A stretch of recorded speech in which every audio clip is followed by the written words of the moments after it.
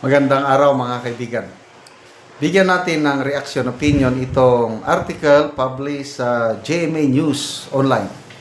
Tungkol ito sa pahayag ng PBBM admin, specifically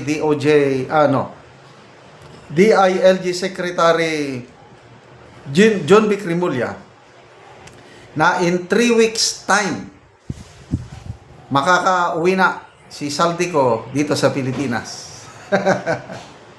Ito, title ng article, Can Saldico be back in the Philippines in 3 weeks? Sagot, no way, says Czech immigration expert. Ano ngayon? Auntie Claire, Secretary Rimulya, pasok! Ano masasabi nyo? No way daw eh. Hindi siya pwedeng makabalik. Sana yung the possible return of former Ako Bicol Party List Representative Saldico from the Czech Republic will depend on legal procedures and could face delays. Matatagalan. Especially if he seeks asylum, Czech immigration law expert said.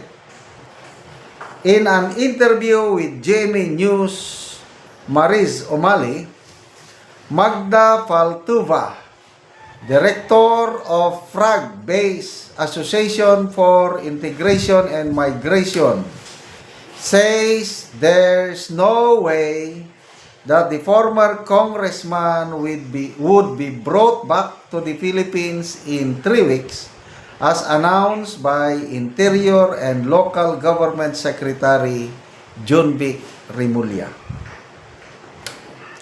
Faltubia said Czech authorities would have to follow either administrative or criminal legal procedures before Ko can be sent back to the Philippines. Aside from that, Czech authorities would first deal with Saldico's immigration-related violation under Czech law, separate from the criminal cases he is facing in the Philippines, Faltubia added. Saldico, who is linked to alleged corruption in flood control projects, were reportedly arrested in FRAG and is under immigration detention. Sabi ng law expert, the police can detain the person or they can make a decision for him to leave the country. She clarified that immigration detention is administrative and decided by police, not courts. The decision can be appealed to the court, but these are administrative courts and the deadlines are much longer. Detention may last up to a year in exceptional cases, with initial review typically after 90 days. Ito na. If the Philippine authorities seek his return to face corruption and malversation charges, Faltubia said extradition proceedings may be initiated. Paano magano ng extradition? Wala namang treaty between the Philippines and Czech Republic. The Czech Republic starts the procedure of extradition based on the formal notification from Interpol or the Filipino government. However, she noted that the process is more complicated because there is no extradition agreement between Philippines and the Czech Republic. She said Czech courts must first determine whether the alleged acts are also considered crimes under Czech law and assess whether Saldico's rights would be protected if returned.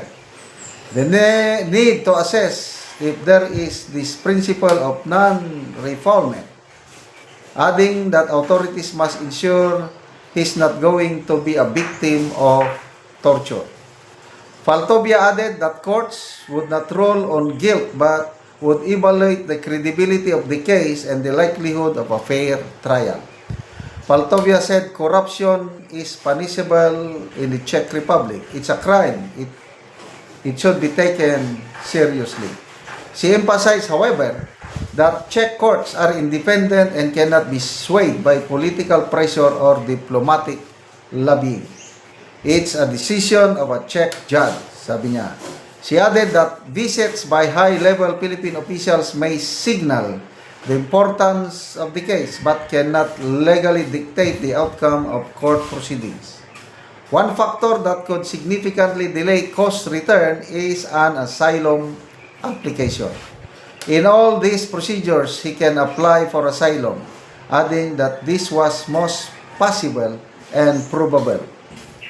He said asylum cases can take longer due to multiple levels of appeal.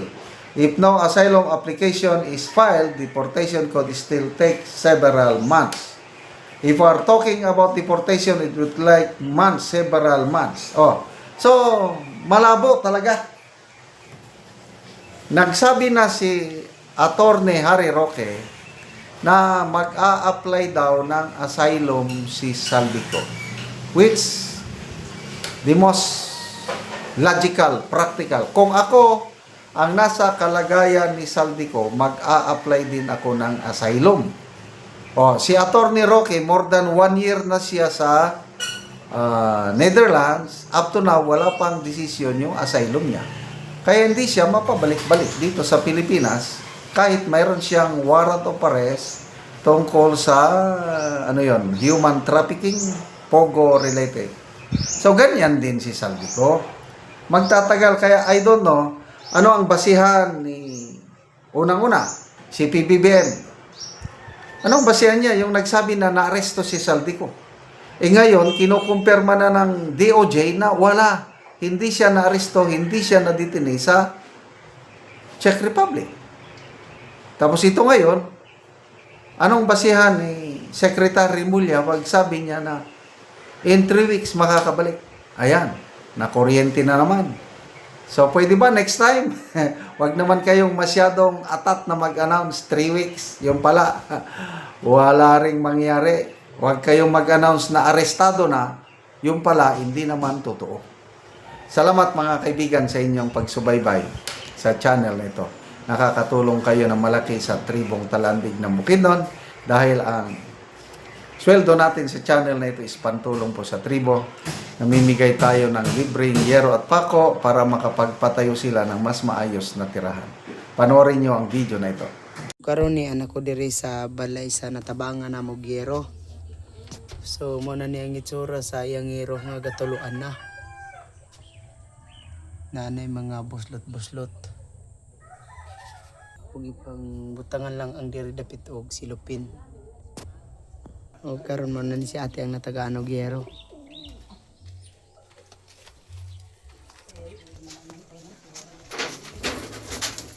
Nani ang ilang balay. O karon te pila na ni katuig ang imong balay nga inana nang itsura nga nabuslot-buslot na tuluan akong ulan. Kagwalo na ni katuig ang among sin nga di ka kailisan. Oo. Salamat sa naghatag sa amo, sa mga vlogger, sa ilaa, sa among mga kuan, nagtabang sa amo nga makahatagan mi og sin. So nga naman te sa gidugayon na nga walo na katuig ang inyong ato wala gid mo nakapuli.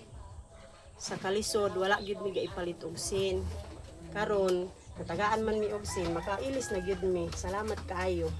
So unsa day ang trabaho sa imong bana te? Kuan ra, gaumara. Gaumara. Maura na iyang trabaho, magmuso, gamay, maura na. So tagpila pod ang adlawan karon te sa magmuso? Tag 200 ra. Tag 200 ra. So isa lang ka tao ang magtrabaho. O isa ra. So naa pa ka estudyante te? Naa tulo. Tulo, so unsa na yung mga grade? Grade 11 ang isa, grade 8 ang isa, o ang isa grade 4. So ang inyong kwarta makulang pa gyud sa Makulang pa, kay daghan man among kuan, kinahanglanon. So salamat kaayo. Salamat po salamat sa Ginoo sa pagtabang sa amo sa mga tao nga nagkuan sa amo nagiya nga mo hatagan mi og hinabangasin. Salamat. Salamat.